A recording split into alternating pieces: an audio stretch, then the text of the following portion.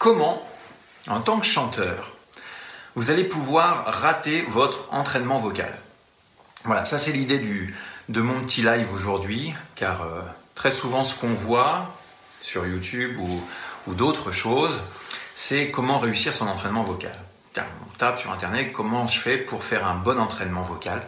Et justement, moi j'avais envie de prendre le problème à l'inverse et vous citer des choses aujourd'hui qui va faire que vous allez rater votre prestation vocale. Alors pour ceux qui arrivent tranquillement, bonjour tout le monde, faites-moi un petit coucou, vous pouvez mettre un petit like, etc. histoire de me dire s'il y a des personnes qui sont présentes. Puisque c'est vrai que je fais rarement des lives sur Facebook, j'en fais plus souvent sur YouTube, mais malgré tout, je ne vous oublie pas. J'ai été présent pas mal au mois de mars l'année dernière pour faire des lives où on a travaillé ensemble, on a fait des cours de chant ensemble pour vous accompagner pendant cette période un peu de Covid. Et voilà, ça faisait un petit moment que j'étais venu, donc je reviens vous voir un petit peu et puis vous expliquer, comme je disais, des petits points, des choses qui vont vous permettre de rater votre entraînement vocal. Salut Kevin, comment ça va? La chanson, ça va? Tu chantes toujours? J'espère, tes projets, j'espère qu'ils avancent. N'hésite pas à me marquer un petit mot. Bon, alors bref, ce qui va faire que vous allez rater votre prestation, enfin pas prestation, votre entraînement. La première des choses, à votre avis, ça serait quoi? Qu'est-ce que je rencontre, à votre avis, le plus souvent en coaching vocal? Je vais vous le dire, en règle générale, moi ce que je vois, c'est les personnes qui ne respectent pas leur voix, qui ne respectent pas leur instrument. Quand on est chanteur, notre outil de travail, c'est notre voix. Si on n'en prend pas soin, si on ne prend pas le temps d'écouter correctement sa voix, eh bien il peut se poser différents problèmes. Donc il est essentiel, quand on est chanteur, de respecter son instrument. D'accord? Alors, je sais, il y en a qui s'en foutent complètement. D'ailleurs, j'ai eu l'occasion de rencontrer une personne qui aimait chanter, mais qui avait envie de y aller. Il me disait, ça passe ou ça casse. Ça, c'était son truc. Il s'appelait Stéphane. J'avais rencontré lors d'un atelier de coaching. Et on avait rigolé avec ça, mais quand même, malgré tout, je lui avais expliqué le côté dangereux qu'il pouvait avoir sur sa voix s'il poussait comme ça, s'il allait au bout du bout à chaque fois. Ça, merci à toi. Oui, j'enregistre dans une semaine les nouvelles chansons. Eh ben, c'est génial, Kevin. Si tu enregistres des nouvelles chansons, c'est super. Je suis bien content pour toi. Ça veut dire que tu n'as pas lâché le morceau. Ça veut dire que même malgré cette période un petit peu compliquée que l'on traverse tous en tant qu'artistes, on continue, on s'entraîne, on enregistre des chansons, on continue dans nos projets et ça, c'est une très bonne chose. Et je t'encourage dans ce sens-là, bien sûr. Il n'y a pas de souci. D'accord? Bon, alors voilà, ça c'était la première chose. Donc il y en a qui s'en foutent complètement, qui vont dire ouais, allez hop, moi j'y vais, je booste, je charge. Donc ça c'est le meilleur moyen de rater son entraînement vocal. Et à côté de ça, il y a aussi des personnes qui ne se rendent pas compte qu'ils sont en train d'abîmer leur instrument. Donc ça, on leur en veut moins, bien sûr, c'est parce qu'ils n'ont pas forcément les connaissances et ils ne savent pas forcément comment reconnaître certains signes qui va faire qu'on va rater une prestation, rater une chanson ou rater son entraînement vocal. D'accord? Donc ces personnes-là, si vous vous reconnaissez dans ce que je dis, il est important que vous puissiez développer vos connaissances et savoir reconnaître, surtout ça c'est important, les premiers signes. Si vous allez au bout du bout, il y a de grandes chances que vous soyez fatigué à la fin. C'est important d'ailleurs, ceux qui sont en train de regarder, je pense que ça soit Kevin ou que ça soit, il y a qui aussi bonjour Aurélie, je ne sais pas si tu me vois, chanteuse de gospel je crois, si je me souviens bien, fais-moi un petit coucou, si c'est bien toi, mais il me semble que oui. Donc oui, il y a des personnes qui ne savent pas forcément comment reconnaître ces signes-là. Et ça, c'est important. Et ça se construit par rapport à un bel échauffement vocal. Il faut savoir où est-ce qu'on s'en va. On ne fait pas n'importe quoi. Bon, d'ailleurs, je vais rebondir un petit peu là-dessus. En ce moment-là, c'est la fin des soldes. Dans 4 jours, va se terminer les offres exceptionnelles que j'ai fait sur mes programmes de formation. Donc, si ça vous parle, ce genre de choses, si vous sentez que vous êtes quelqu'un qui a une voix qui fatigue, qui ne sait pas forcément comment faire pour entraîner sa voix, qui se rend pas compte pourquoi le lendemain il n'a pas le même résultat que la veille, tout ça, ça me fait un rapport justement à l'entraînement vocal. Et si vous voulez bénéficier de quelque chose qui se termine lundi à minuit, je ferme les portes, les tarifs de mes programmes de formation vont réaugmenter. Donc n'hésitez pas, allez sur mon site internet dans la rubrique formation et vous allez trouver tout ce qu'il faut pour entraîner votre voix. Bon, alors, la deuxième chose qui fait que vous allez rater votre prestation, c'est de ne pas faire un travail ciblé par rapport aux exercices que vous allez faire. Ce qui se passe des fois, c'est qu'on se dit, tiens, un matin, on se dit, pouf, allez, je prends tel exercice, je le fais, hop, puis j'en prends un autre, puis je vois le résultat de ce qui se passe le lendemain, etc. Et puis finalement, on est complètement dans le flou. C'est-à-dire qu'il se passe une semaine, il se passe 2 semaines, et puis finalement, on n'a pas avancé. Alors, pourquoi ça fait ça? Tout simplement parce que si vous n'êtes pas organisé d'un côté pour votre voix, vous ne pouvez pas être pareil de l'autre. D'accord? Si vous voulez avancer dans votre voix, il faut que de l'autre côté, vous soyez organisé, savoir ce que vous faites précisément. Je vais prendre l'exemple de quelqu'un qui fait de la musculation. Alors, je ne sais pas si vous faites un peu de muscu. S'il y en a quelques-uns ici qui font de la muscu, dites-le moi. Vous me direz d'ailleurs si je me trompe. Mais quelqu'un qui est un petit peu débutant, par exemple, va faire un petit peu de tout et puis d'un seul coup, il va se réveiller le lendemain ou le surlendemain, il va s'apercevoir qu'il ne peut plus bouger tellement qu'il a mal partout. Et quelqu'un qui est un petit peu plus avancé, il sait exactement comment s'organiser. Ça va être planifié, ça va être écrit correctement sur son petit cahier muscu. Là, on parle musique, mais voilà, ça sera pour lui un petit cahier muscu. Il va savoir exactement quoi faire. C'est-à-dire que quand on va faire de la musculation, une fois qu'on a un petit peu plus d'expérience, on sait très bien qu'on va plutôt opter dans l'idée de prendre des exercices qui vont muscler par exemple un gros muscle, et à côté de ça, on va prendre un petit muscle. Hors de question de travailler par exemple les cuisses complètement et le dos complet. Il n'y a rien de tel pour que ça puisse bouffer toute notre énergie et pas être en forme pour le lendemain. D'accord ?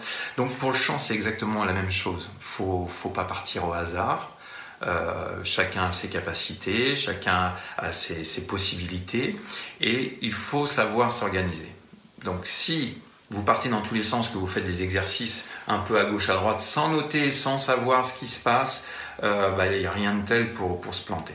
D'accord ? Donc moi je vous encourage, si vous voulez rater votre entraînement, allez-y, faites n'importe quoi, prenez des exercices à gauche, à droite, faites-en un maximum et puis vous allez vous apercevoir que ça n'apporte pas forcément quelque chose. Par contre, quelqu'un qui va prendre son cahier, qui va noter, qui va se dire tiens, oui, si je fais ci ou ça, ça a donné tel résultat, je note et par exemple sur une note de 1 à 10. D'accord ? Donc voilà, ça fait partie de l'organisation. Il faut savoir s'organiser pour pouvoir développer sa voix. Organisation, développement. Ça va ensemble. Troisième point, et je vais terminer là-dessus. Troisième point, c'est le manque de repos. Le manque de repos physiquement, c'est-à-dire que on l'entend depuis qu'on est tout petit, ça couche-toi de bonne heure, il faut que tu aies 8 heures de sommeil, etc. Donc ça a le repos physique, bien sûr, mais aussi le repos de votre voix. Si vous ne faites pas ça, qu'est-ce qui va se passer ? Vous allez être déçu peut-être du résultat qui va se passer le lendemain parce que vous n'avez pas suffisamment dormi. Vous serez plus irritable. Rina, merci, bonjour, comment ça va ? Oui, vous serez irritable forcément, vous avez mal dormi. Qu'est-ce qui se passe le lendemain quand vous avez mal dormi ? Dites-le moi, sur la journée de travail ou sur un entraînement vocal ou quand vous allez faire une prestation, une scène. Qu'est-ce qui se passe ? Quelqu'un sait ? Vous allez me dire forcément que vous êtes fatigué, que vous n'êtes pas content de ce que vous avez fait. C'est souvent ce qui en ressort quand on est fatigué. Quand on est fatigué, on développe davantage des ondes négatives qui fait que le résultat de notre entraînement ne peut pas être positif. Okay ? Donc ça, c'est la première chose. Il faut qu'on se sente bien, qu'on ait bien dormi, qu'on ait bien récupéré. Ça fera en sorte que votre résultat sera correct. D'accord ? Donc, autre point par rapport au repos, ce n'est pas que le repos de la voix, du sommeil, mais c'est aussi le repos de la voix. Hors de question, quand vous faites un entraînement, de ne pas prendre en compte ce qui se passe. C'est-à-dire que si vous sentez que vous avez fait un gros effort, que vous avez bien travaillé votre voix, il est important d'en prendre conscience et se dire peut-être que le lendemain ou le surlendemain, vous avez besoin de vous reposer. Ça paraît tout bête de dire ça, mais ça serait du surentraînement si on se dit que le lendemain, le surlendemain, ou même tiens, j'ai travaillé le matin, j'ai bien travaillé ma voix, je suis motivé, j'y vais, paf, paf, paf, et le soir je recommence, et puis le lendemain je recommence. Qu'est-ce qui risque de se passer à votre avis ? Dites-le moi dans les commentaires. Dites-le moi, qu'est-ce qui risque de se passer si on fait ce genre de choses ? On va se fatiguer, vous êtes d'accord avec moi ? On ne va pas être performant. Et puis si on n'est pas performant, on va commencer à douter, on va se dire bah, qu'est-ce qui se passe, comment ça se fait que... D'accord? En coaching vocal, j'ai ce genre de réaction. Il y a certaines personnes qui me disent ah bah c'est bizarre, j'y arrivais bien, j'étais content et puis bah finalement le lendemain j'ai commencé à sentir des choses au niveau de ma voix, j'ai pas réussi, puis j'ai poussé, j'ai chargé pour essayer d'obtenir la même chose. Et dans ces moments-là, on se retrouve en fait dans un cycle infernal, dans un cycle de fatigue vocale. Ok? Donc ça c'est super important d'en prendre compte. Je fais une petite pause, je bois un petit coup de thé pour ceux qui viennent d'arriver. Coucou, moi c'est Cédric, coach vocal, j'ai décidé de faire un petit live là aujourd'hui. Là, je refais un petit récap pour ceux qui viennent d'arriver, simplement parce que j'ai pour habitude de les faire sur YouTube, mais je me suis dit tiens, je vais en faire un sur Facebook pour voir un peu la différence. Pas assez de temps pour intégrer le travail fourni, puis on fatigue la voix, on laisse pas assez de temps de repos, effectivement.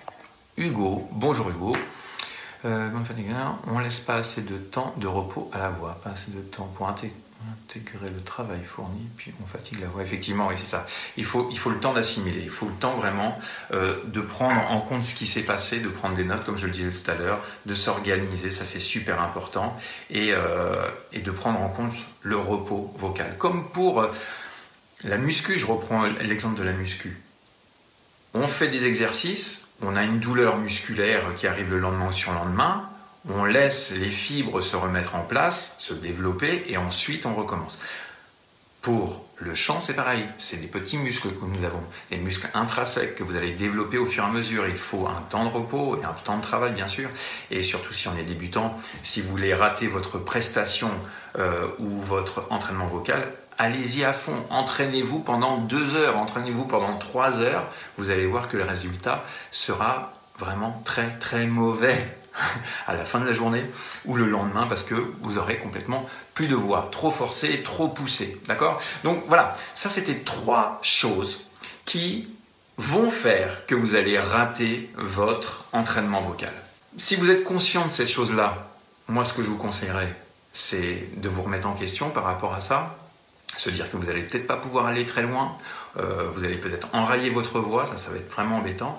Rina, salut, des fois je m'entraîne trop et après ça m'arrive d'avoir un peu du mal en chantant. Complètement normal Rina, que quand tu t'entraînes trop, tu as la réponse dans ce que tu viens de marquer, quand tu t'entraînes trop, eh bien ça a une répercussion directe sur le chant. Marie-France, bonsoir Marie-France, comment ça va? Ça me fait plaisir de te voir là.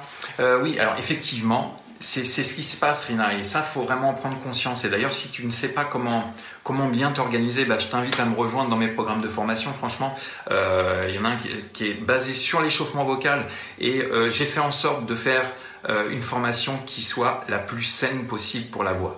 Vous savez, je suis coach vocal, j'aime bien chanter, bien évidemment, j'aime bien accompagner les gens, mais ce que je m'aperçois très souvent, c'est le forçage quotidien, le forçage, en pensant que c'est dans l'effort vraiment extrême, comme quand on le fait avec la muscu, qu'on peut développer.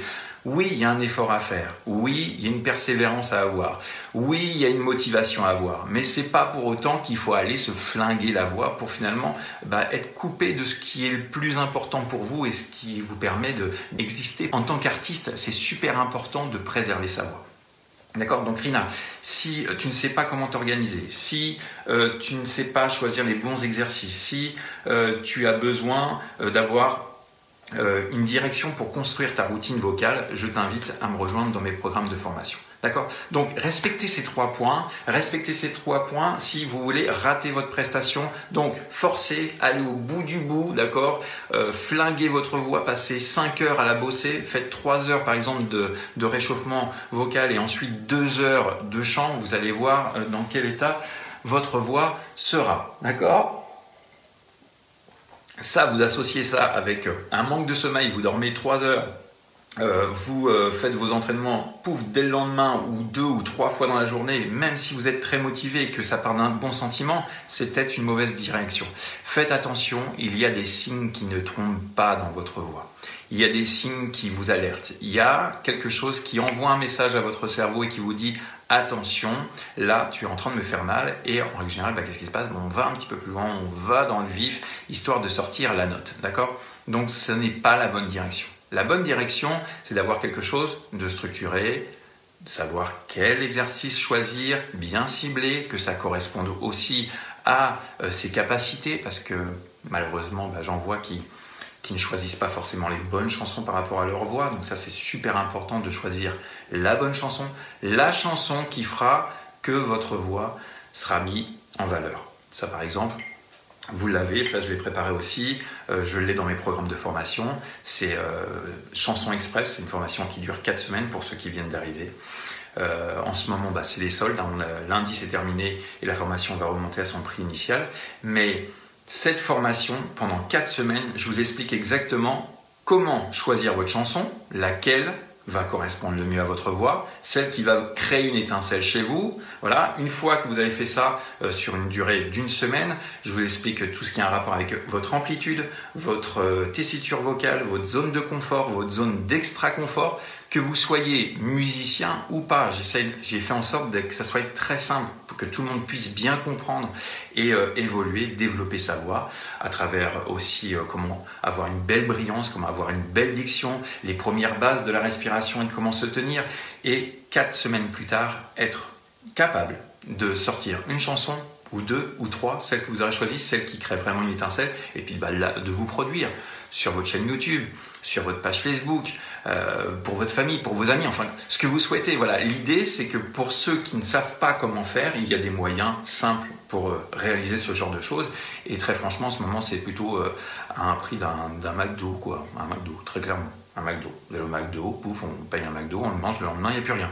Là, clairement, si vous faites une formation qui se termine lundi, là, eh bien, pouf, vous avez quelque chose d'acquis, c'est dans votre cerveau, vous pouvez y revenir 1000 fois, c'est une formation qui reste en ligne, donc vous rentrez sur un espace personnel qui vous appartient à vous, vous regardez les vidéos et puis vous travaillez votre voix, il y a des fichiers audio à télécharger avec tout ça. Donc voilà, ce que je suis en train de vous parler, c'est pas faire n'importe quoi. Bien sûr qu'on peut apprendre des petites choses comme ça à gauche, à droite, il n'y a pas de souci avec ça, et puis c'est très bien, quelque part c'est encourageant, c'est qu'on a l'envie de faire quelque chose. Mais voilà, c'est pas forcément structuré, il n'y a pas de suivi. Là, ce que je vous propose, c'est vraiment un suivi du début jusqu'à la fin. Pour l'échauffement vocal, c'est tout simple. Vous rentrez sur la plateforme, pouf, vous tombez sur des vidéos qui vous expliquent l'exercice, ce qu'il se passe. Vous allez tomber sur des petites choses comme ça, vous voyez, où je vais vous expliquer où est-ce que ça résonne, pourquoi ça résonne ici, pourquoi on peut apporter tel et tel effet, pourquoi il est intéressant d'amener des sons dans cette zone-là, pourquoi il est intéressant de faire vibrer au niveau de la bouche. Tout ça, c'est expliqué dans un principe de vidéo. Vous regardez la vidéo qui vous explique tout. Ensuite, vous avez les fichiers audio pour travailler vous. D'accord? Et ensuite, vous pouvez les télécharger et puis en faire ce que vous voulez. Et puis construire vous, votre identité à vous, votre histoire à vous en tant qu'artiste. D'accord? Voilà. Donc, je voulais faire la lumière là-dessus. Je voulais faire un petit live Facebook rien que pour vous parce que je trouvais que c'était important de vous informer de tout ça. C'est ces 3 points, comment faire en sorte de rater son entraînement vocal. Et bien sûr, mon souhait, c'est pas ça. Mon souhait, c'est pas que vous ratiez, mais plutôt que vous puissiez développer votre voix. D'accord? Bon, sinon, pour tous ceux qui veulent me rejoindre en Skype, en coaching vocal, pas de souci. Vous savez peut-être comment me contacter. Vous allez sur mon site internet, vous avez les infos qu'il y a sur cette page Facebook et vous pouvez bien sûr retrouver tout le monde qu'il y a aussi sur YouTube puisque nous sommes plus de 6000 abonnés maintenant sur YouTube. Un petit peu moins ici, on est 1000, mais c'est peut-être de ma faute. Je n'ai pas suffisamment fait d'action sur ma page Facebook. Je suis peut-être pas assez présent. Donc c'est pour la raison pour laquelle j'ai décidé de faire ce live ce soir. Bonsoir Sophie. Bon t'arrives un petit peu tard, tu pourras regarder ça en replay. Et je vous dis à tous une très bonne soirée. Prenez bien soin de vous, prenez soin de votre voix. Continuez à construire des projets, continuez à chanter, même si ces périodes sont un petit peu compliquées. Faut pas lâcher, faut vraiment y aller et se dire que on va en voir le bout de ce tunnel de Covid et que tous les artistes vont pouvoir remonter sur scène, reprendre leur vie, chanter, se faire plaisir, etc. D'accord? Bon allez, je vous dis à bientôt et puis n'hésitez pas, pour ceux qui viennent d'arriver, le replay, j'ai raconté des choses plutôt sympas qui vont peut-être, pour certains tout du moins, changer leur manière de voir les choses, changer la manière de s'entraîner. D'accord? Allez, on se retrouve à très bientôt, et à plus dans une prochaine vidéo. Bye bye.